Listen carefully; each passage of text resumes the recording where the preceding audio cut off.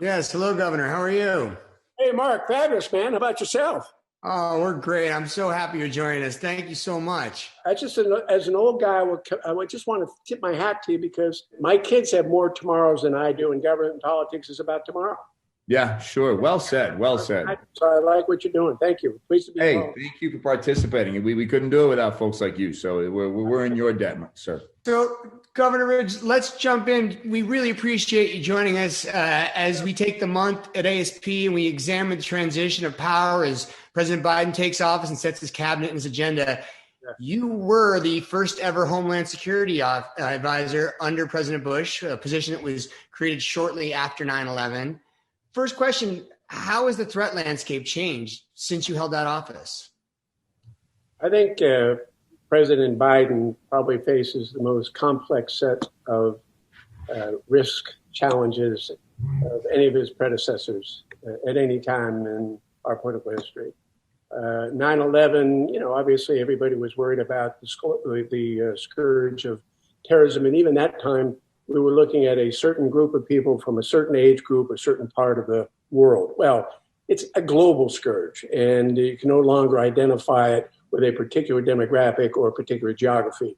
But on top of that, you've seen in the past 20 years the emergence of a much more nationalistic Russia, a very aggressive China, which is moving both in the military space and the economic space. And then you have the continuing challenge, as President Bush talked about a long time ago, with Iran and North Korea. On top of all of that, and we may get into it, you have the ultimate risk environment, and that's the digital world, the cyberspace. And so you put all those together and you say, President Biden, first of all, he's the first Democrat that I voted for and supported wholeheartedly as president. I was proud of that, by the way. But number two, Mr. President, you have the most complex domestic and international landscape that any modern day president has ever confronted, period. In your opinion, what's the single greatest national security threat today that the Biden administration will need to begin addressing? So I think the greatest threat to our economy, the greatest threat to our security, domestic and international, remains in the cyberspace, even though obviously some of the nation states are hitting the send button or they're looking the other way when some of their surrogates are hitting the send button. So I take a look at the cyberspace as the biggest threat.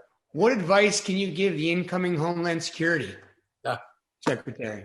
Well, I know Secretary to be Mayorkas. He's a really wonderful man, a great lawyer. First thing I will tell him that he's going to have to rebound in terms of rebuilding the morale of the men and women there, because under the Trump administration, to be quite candid, I mean, he made DHS the political piñata.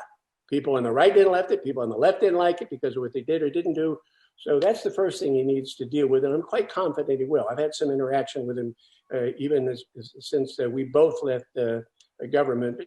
I hope he has the kind of input into White House personnel. I had some input on picking key people around him. One of the things that the Trump administration failed to do, one, an acting secretary makes no sense to me. But number two, there were a lot of critical slots in management that were vacant. I mean, please, 240,000 people, most complex organization, maybe in terms of the multitasking nature of the organization, and you didn't even fill some of these critical positions. So rebuild the morale. It was a political piñata. Hopefully the White House will give him visibility into some of the team. And I'm quite confident that he walks into this as the first Homeland Security Secretary that's been there, done that. So he understands what he inherited. And I'm looking forward to his strong leadership. I think he'll be a very effective leader. Well said. Before working in the Bush administration, you served in Congress for over a decade. Do you believe that the Capitol riot was an act of domestic terrorism? And if so, how should the individuals involved be charged and sentenced? Well, Chris, domestic terrorism is a very specific definition. First of all, there were multiple criminal acts there. So let's start. The first prerequisite of being even identified as a domestic terrorist event or being identified as a domestic terrorist organization, is there a criminal act? Yes, there was. Is it meant to intimidate or an outcome in government or intimidate the civilian population? Some people can make a case that it was. But I think The focus now, and I'm pretty confident that the FBI is doing that, focuses on all the criminal-related activity. I mean, look, you don't have to be a criminal expert to know that there were some people that run around there with body armor. The reports that they got earphones, so some of this stuff is collaborated, coordinated. I think they arrested one of the founders down in Florida the other day, of Proud Boys. And so I say designated as a terrorist activity is almost secondary. It was criminal. There were deaths involved, activity that must be punished, but it may result in maybe Proud Boys being designated as a domestic terrorist organization. I think it's a little premature to say that now. It's like as a former lawyer and as a former prosecutor, you got to follow the evidentiary trail. But if the information and the evidence leads them to that conclusion, then I would support the FBI's and the administration's recommendation, that's for sure. Along those lines, according to the Center for Strategic and International Studies, white supremacists and other domestic extremist groups have conducted 2/3 of the terrorist plots and attacks on U.S. soil last year. How can the Biden administration address domestic terrorism in this country as a whole? It's a great question. And I just want to assure your audience that the federal law enforcement community, particularly the FBI, but it's got some other relationships and friendships with the state and local law enforcement community, they got their eyes on these extremist organizations, and they've had their eyes on them for decades.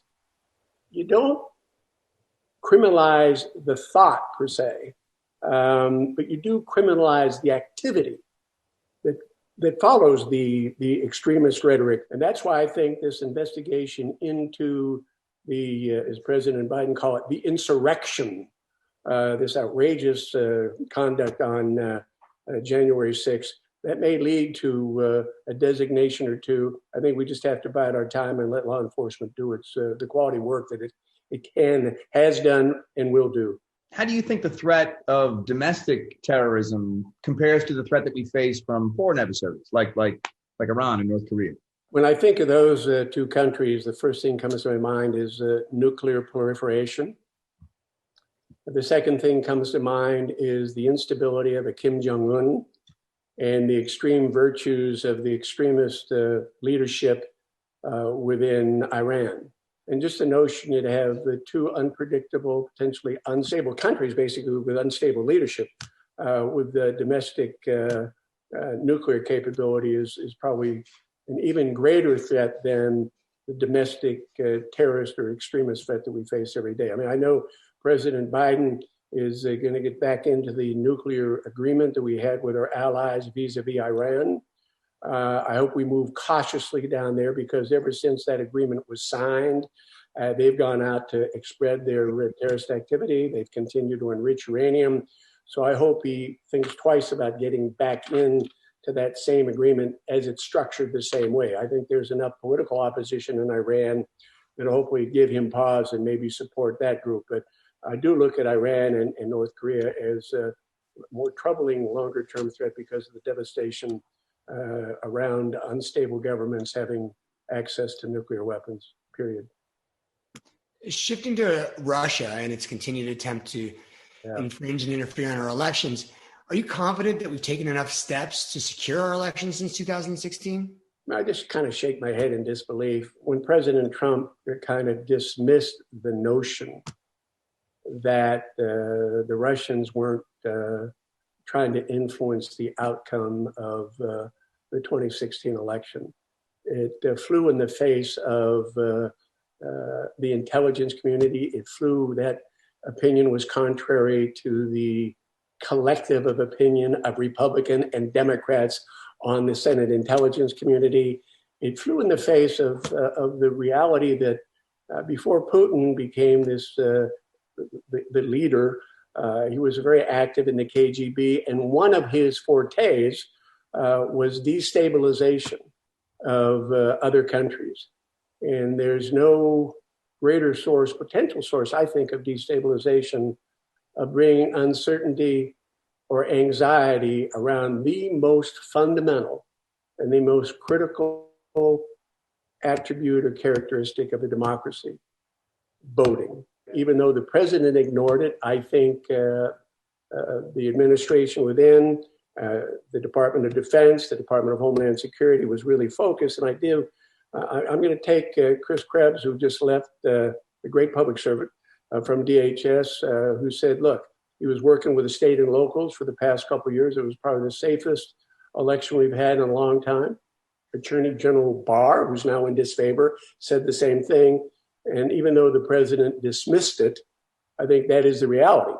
But the other reality is, whether it's dealing with elections, whether it's dealing with the electric grid, whether it's dealing with our opponents, nation states trying to ping into the defense infrastructure or our financial service institutions, it is a battle that goes on 24 hours a day, 7 days a week, seconds by seconds. The average American doesn't know that critical infrastructure across the board in America gets pinged. There's an attempt at an incursion millions and millions of times a day. That is the greatest threat. But when it comes to preserving and protecting us from that, the influence of Russia that perpetrated the 2016 election, I think that federal officials and DHS and others are to be credited. They still can play around on the social media, but they had a lot less impact this time around. And I think, frankly, to the cooperation of a lot of social media giants as well. Sure. President Biden announced a wide-ranging immigration reform proposal this week that, among other things, would create a path to citizenship for at least 11 million immigrants living in the U.S. without legal status.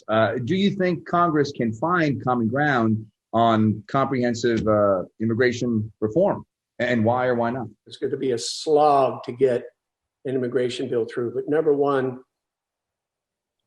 I'm kind of old school in the sense that I've been privileged to run for 8 elections, won all of them. But you run to win. But the reason you want to win is in order to govern. So you run to win and you win to govern.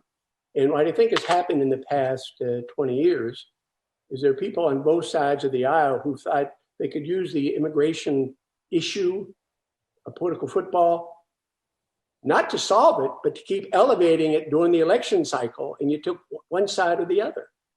And that's not what our elected officials are supposed to do. So one, I'm glad he raised it. We don't have an immigration policy writ large.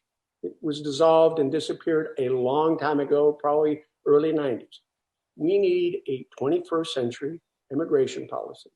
I believe it can be accomplished by men and women of goodwill on both sides of the aisle, because I do think there are some Republicans that will embrace a incremental approach. And frankly, I think it's long overdue. And you begin with the premise that most of us can trace our heritage back to some immigrant coming from some direction, some part of the globe. And that's who we are. I mean, the welcoming mat, the Statue of Liberty, I mean, people can refer to that, but it's truly who we are. Let's be cautious. Let's be smart. Let's be incremental. Let's make progress. Let's get it done. So you brought up something about the culture and the conversation that Chris and I have focused on overall on the site, but especially I'd say in the 2.5 years that we started going to DC and interviewing people in public, which we obviously haven't been able to do, a question came up, I think, Chris, after our first trip that we included to every single person we talked to, which was how do you improve bipartisanship in DC? And that came from one of the elected officials who said something similar like that you seem to say, which is you talk a lot about these softer times in U.S. politics where lawmakers were engaged with their colleagues across the aisle outside of work, and they made an effort to find common ground. So help educate the new crop coming in from someone who used to see it this way. What can we do to create a community and create empathy in politics in this new administration, especially coming off of what has felt very divisive? Well, I think it has been a very divisive 4 years. I think it begins with the leaders mirroring the conduct that they want those around them to follow. I think the first step in restoring some civility to the political process actually was taken on January 20th around noon. And the speaker was President Biden. I think that was one of the most powerful inaugural speeches, and I've been blessed to go to a lot of inaugurals, given the times we're in, that could have been delivered, but also a heartfelt delivery from a man whose humanity and integrity and compassion and character I long admire. I mean, I spent enough time with President Biden and John McCain, the three of us, to know they were worlds apart on a lot of issues, but there was a respect, a civility, and a desire to figure things out if possible. So I think the first step is having a president who understands how important it is. Now I'm going to say to the leaders in the House and the Senate, you know, you can be partisan in your approach toward policy, but you got to get away from these personal accusations and questioning you can question their judgment and their opinion, but sometimes, you know, this rhetoric goes so far. I don't know how we put a lid on social media. I mean, frankly, when I think back to the 80s, and I was in the minority as a young congressman for 12 years. I mean, I worked with Schumer on the banking committee. I worked with D's and R's. I was in the minority, but it was a whole different environment. And certainly, I think social media and the internet has exacerbated that problem. But I think the first step that America needs to take was taken. Once you're elected, your job is not just to pay attention to those who supported you. Your job is to pay attention to the needs and the aspirations of those who supported your opponent. You're all in now. I mean, you're all in. So you got 330 million Americans, and so you won the presidential race by 7 million votes. Big deal. And I think it'll be absolutely critical for Americans to watch and contrast what he does to try to bring the country together as opposed to his predecessor. And I would say to your audience, I understand the demographic. I want young people who probably spend a lot more time on social media than I do. I'm not addicted, but I spend a lot of time on it, okay? Demand it. I don't care whether you're Republican or Democrat. Demand at the local level, state level, federal level, demand that you bring civility to the very important conversation around ideas as to how we advance our government, how we make progress as a society and as a country. But I tip my hat to President Biden. Boy, you got us out on the right step yesterday, and I'm very proud to have supported you during the 2020 election. Very proud. Well, that's a great way to end it. Thank you so much, Governor, for joining us. We really appreciate your participation and perspective. My great pleasure. If you ever have need to come back again, I've enjoyed talking with both you, and I love your audience. Thank you so much. Take care, sir. Thank you. Stay safe, Governor. Take care.